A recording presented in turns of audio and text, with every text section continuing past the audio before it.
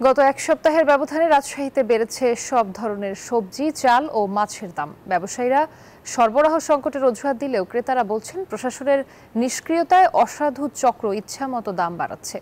রাজশাহী থেকে বিস্তারিত জানিয়েছেন সহকর্মী মন্তুর মুর্তজা।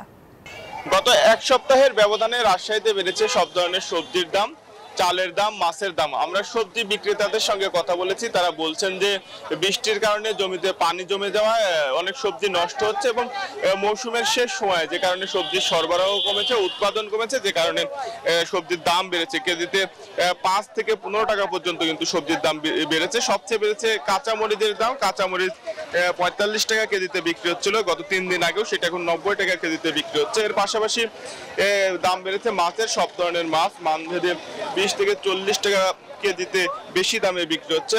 বেড়েছে চালের দাম। আমরা ব্যবসায়ীদের সঙ্গে কথা বলেছি, চাল বিক্রেতারা বলছেন সরবরাহ সংকটের কারণে দাম বেড়েছে। তবে ভোক্তাদের অভিযোগ প্রশাসনের নিষ্ক্রিয়তার সুযোগ নিয়ে অসাধু ব্যবসায়ীরা সিন্ডিকেট করে ইচ্ছামতো চালের দাম বাড়াচ্ছে।